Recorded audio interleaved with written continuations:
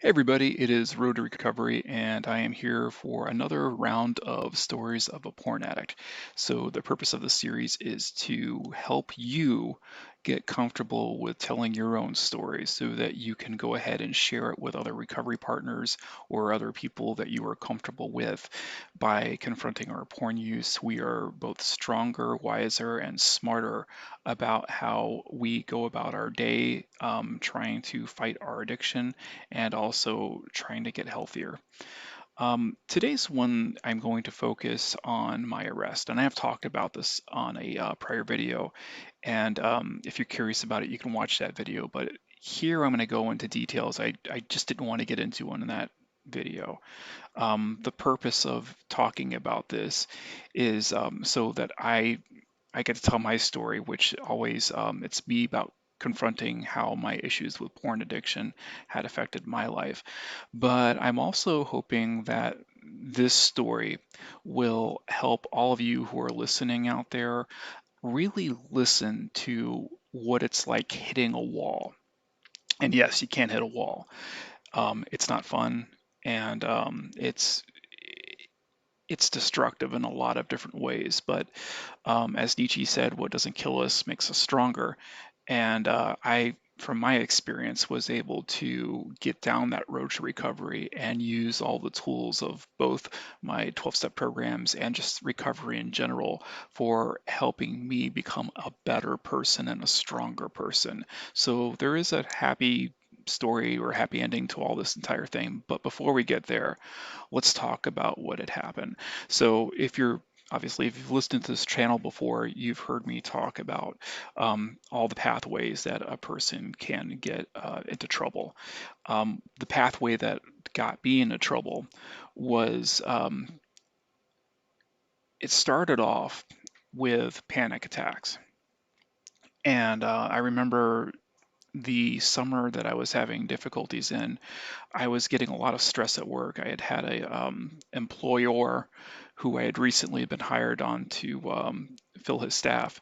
He very quickly decided that he wanted to leave his position and he was going to hand me the keys, which sounds great, right?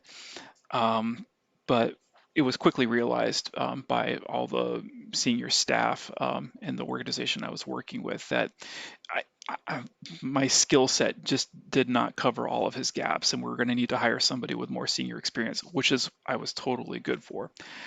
Um, and so what happened is that I was responsible for hiring my new manager's replacement.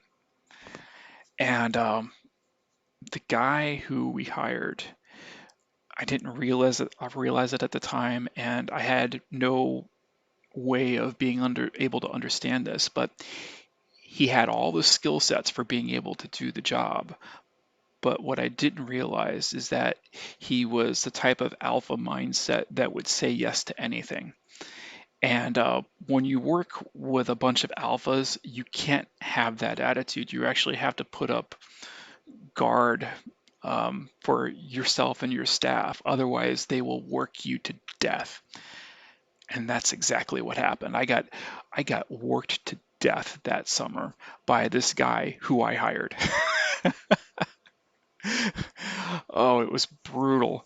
And so that whole summer I was busting my ass and felt like I could never do enough to satisfy not only the work requirements, but also the requirements that were being placed on this guy who I had hired.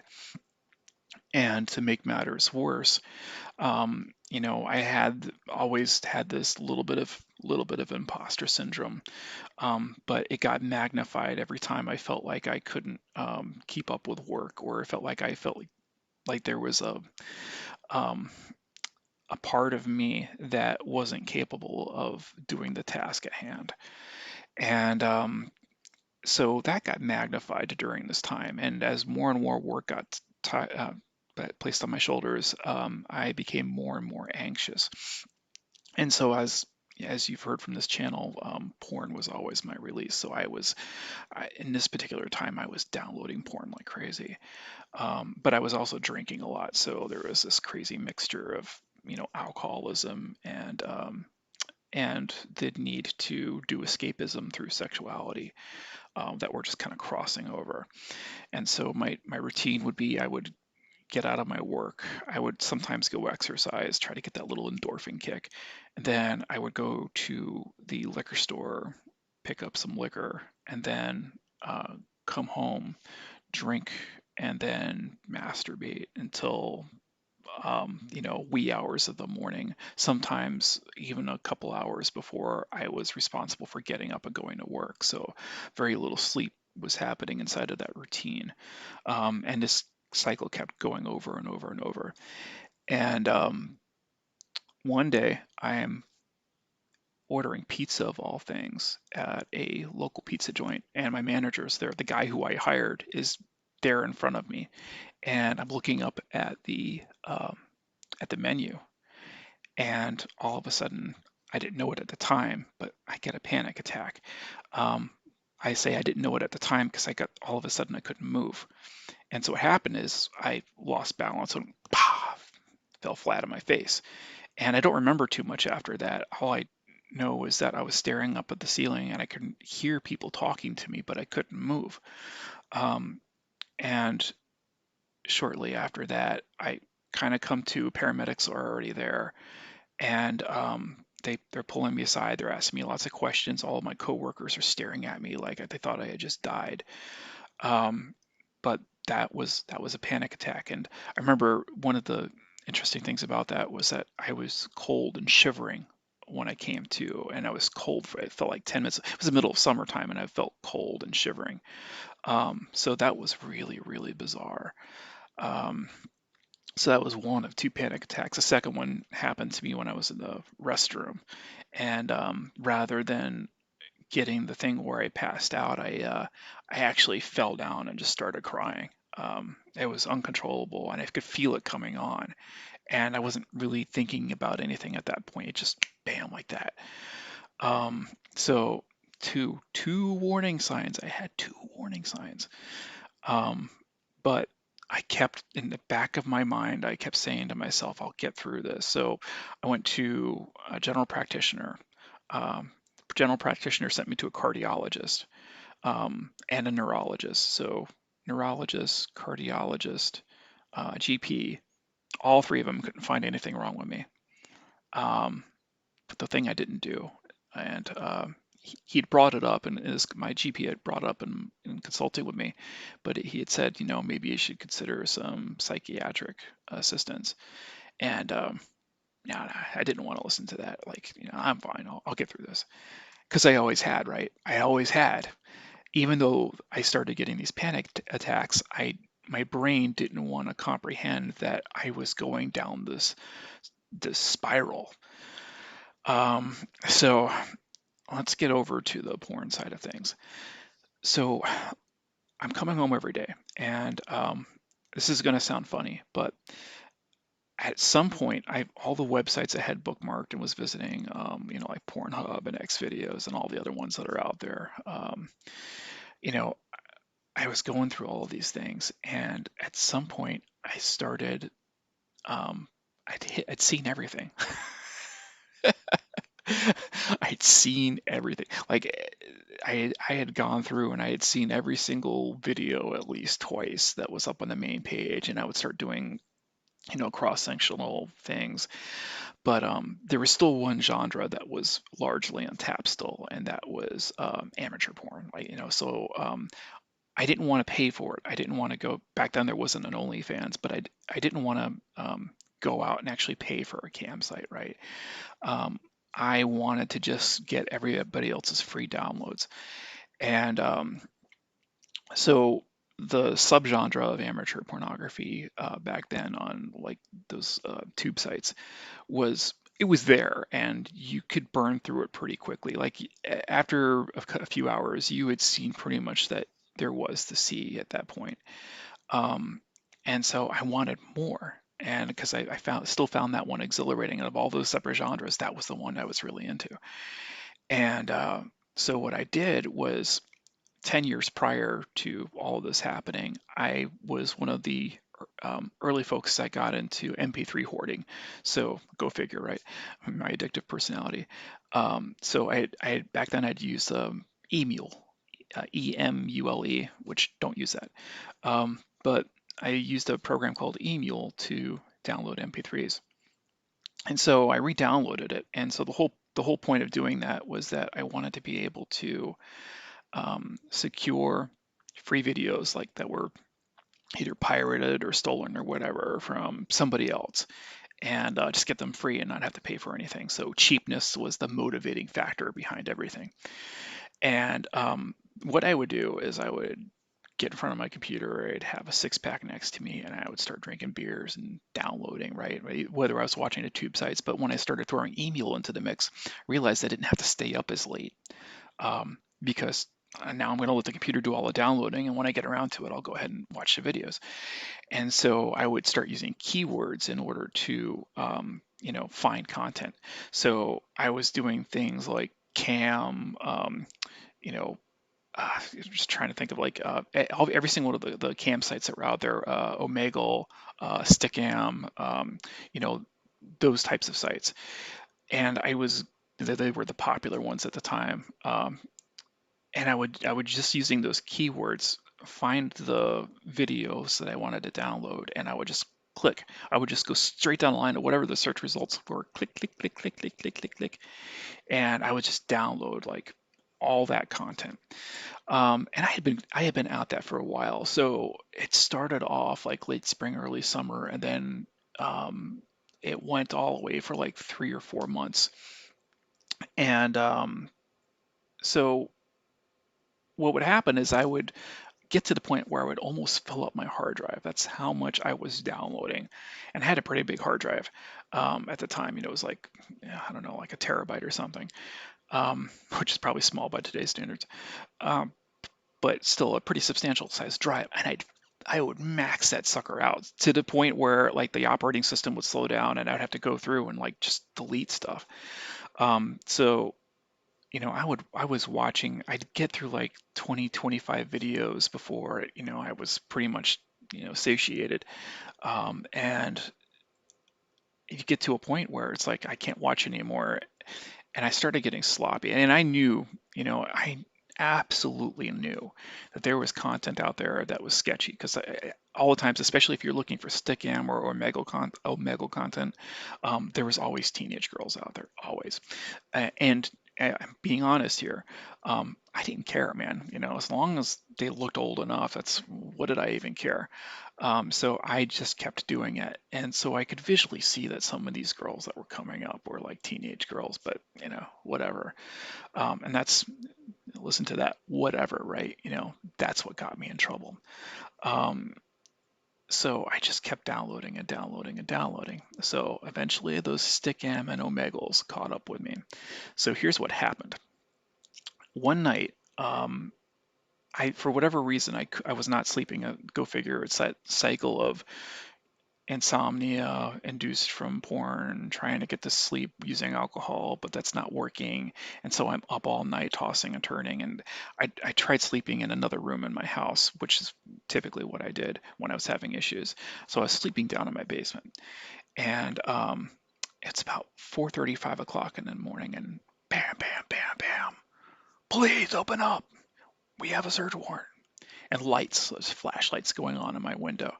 I'm like, what the hell's going on? And then all of a sudden, it clicks into me. It's like, oh shit. Now, I had been doing this thing where every once in a while, because of the terabyte being filled up, I would delete all the porn. And so my mind's racing. I'm like, oh my God, did I just delete? Please tell me I cleared out things. And I was like trying to remember the last time I had done it. But, it was pretty obvious by how hard they were banging on the door that I didn't have a lot of time to even think about anything. So I ran upstairs to where my computer was at, and my wife's awake. She's like, "What's going on?" She's like, "I'm like, I don't know." She's like, "Want to answer the door?" And at that point, I knew it was game over. It's not like I could sit there and start deleting stuff. My wife's going to start asking questions. So my laptop was next to the bed, and I go answer the door, and of course, the cops come in. So the next thing that happens is that they break up into teams. Some take me, they sit me in a room. They grab my wife, they sit her next to me, and they wake up my daughter. My daughter is like 7 years old at the time. They grab her and they throw her on the couch. And so I could hear them all throughout the house because we have an open floor plan, and I could hear them messing around in the basement. And it sounded to me like what they were doing is that they were assembling all the computer devices that they could possibly find inside of my basement, and they were just gonna, do whatever they were gonna do the checking. And they had us situated in a completely different room, but I could hear everything that was going on. So my wife's like looking around, like, "What's going on?" I'm like, "Oh, I don't know." But in the back of my mind, I knew. At that point, I knew it was, it was games up. But there's nothing I could really do at that point. So, it was probably about a full hour that we were sitting there on that couch while my daughter is like freaked out and shivering. Um, and then they come upstairs, and then they take my wife and they bring her to our bedroom so I can't see her. And I know what they're doing. They're asking her questions.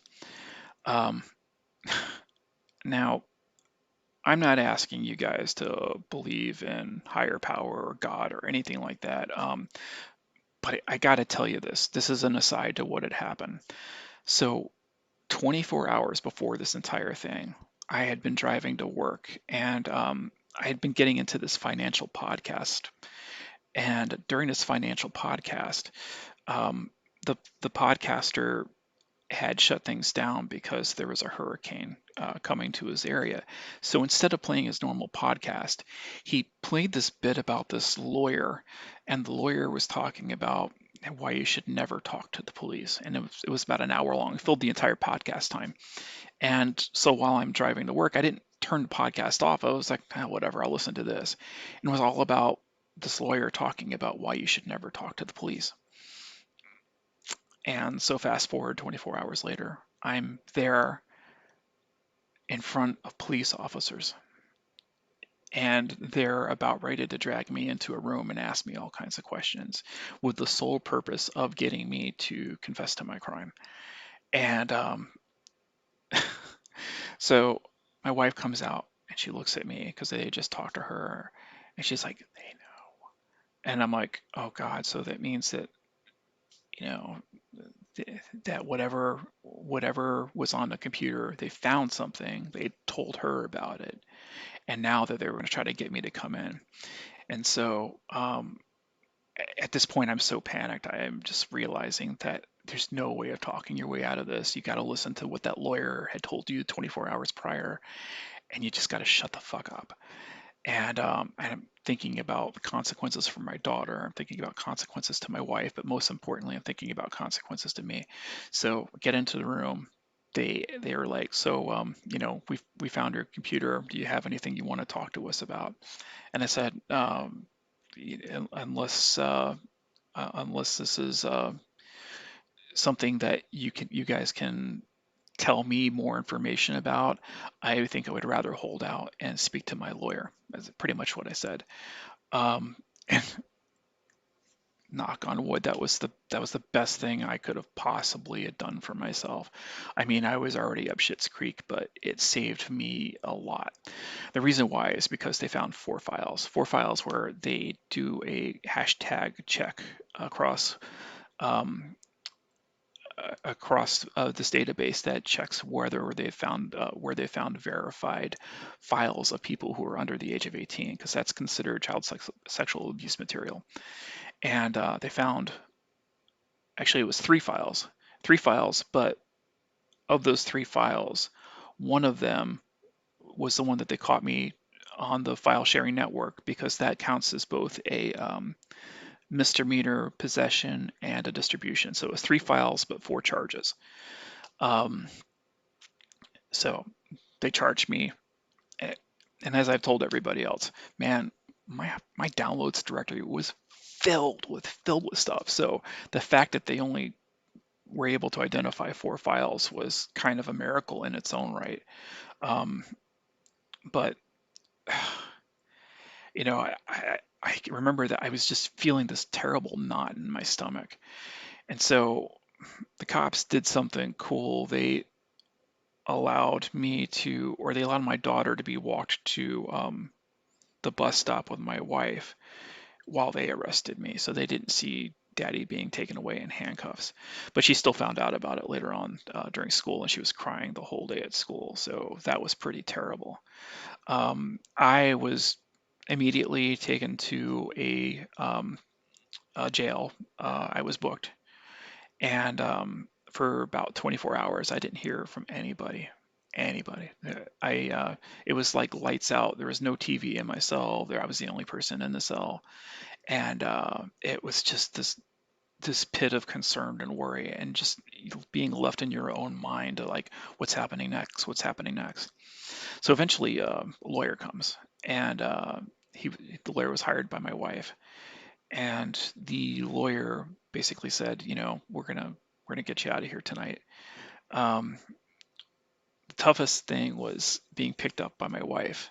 Now here's something cool though. Like my wife picks me up, but she's not alone. She's with my brother-in-law. My brother-in-law had been living in my house for the longest time, and he had just gone through Alcoholics Anonymous, gone through a program, had actually been checked into a facility and everything.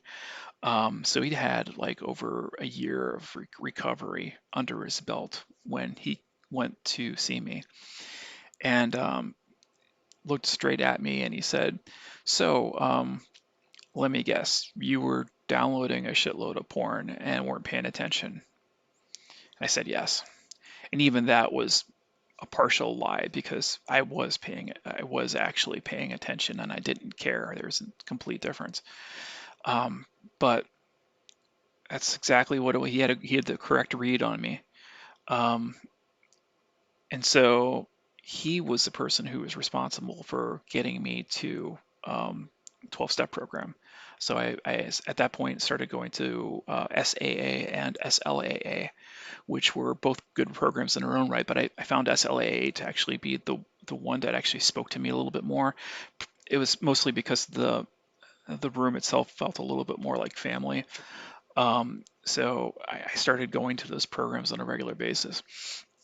So what had happened while I was in that jail is that during that 24 hours, my story went all over the news. So when I say all over the news, I went international all over the news, and mostly it was because of the positions that I held, civic positions that I held, that got me in a lot of hot water. So the news is only hot when they can make it salacious, right? But the reality is that I wasn't some sort of, insane, child predator out there. I was just a porn addict who downloaded a shitload of files. But I had to suffer those consequences, man, and those consequences were severe. So fast forward, I spent a year in program and with a therapist, and then it was time for me to face the judge.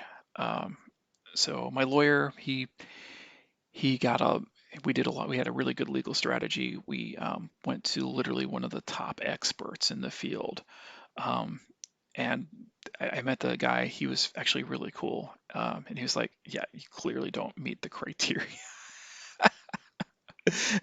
But even he was very pragmatic. He was like, "Listen, I can write up a stellar recommendation for you and say that you clearly don't meet the criteria for what an offender would normally meet." Um, but he said straight up, he was like, when it comes down to the law, it will not matter. It's like no matter what your lawyer tells you, no matter what anybody else tells you, I've done enough of these, and I've seen enough people go in, and I'll also put through the recommendation for you, but there's no guarantee for anything. And his word meant a lot to the court, though. I could see it in the prosecutor. I could see it in the judge themselves. I was ahead of the game because they probably would have referred me to him anyway, but we had already gotten the recommendation from him, and I paid for all of that out of my own pocket, which was a small fortune. Um, but yeah, we went through with a legal strategy and all of that. I still ended up getting charged. One misdemeanor charge, but um, So what happened is that, I packed the entire courtroom with all the folks that were in my SLAA room. One of the difficult things was that one of the um, one of the people that I knew had come to see me in the court, and was totally against me. Like, didn't want to hear my side of the story at all, just wanted to see me fry. And that was because of, everything that was in the media at the time. You start having a lot of people who hear all these things inside of the media and immediately start drawing conclusions and want to see the bad guys put to justice, but didn't want to hear my side of things. And I found it frustrating, but understandable. I find it understandable, but it was frustrating. Um, so yeah, you know, all of that happened, and the judge still made me have to pay for that one misdemeanor. So I got sentenced to like a month, and I didn't even serve that. Served half of that. Um, and so I spent half a month inside of a county facility, but that was okay. It wasn't a terrible experience. I wouldn't recommend it to anybody, but it helped. It helped me see a lot of people on the inside there who had it a lot worse. I mean, we're talking about kids that were 19 years old working on second felonies. Just, having your life screwed up at a much younger age than, I had like basically lived out an entire career and then some. And, you know, I'm sitting here going, woe was me, look what happened to me, and seeing all these people that had had much worse experiences and were still early on in life. It gave me a lot of, I would say it made me feel humble.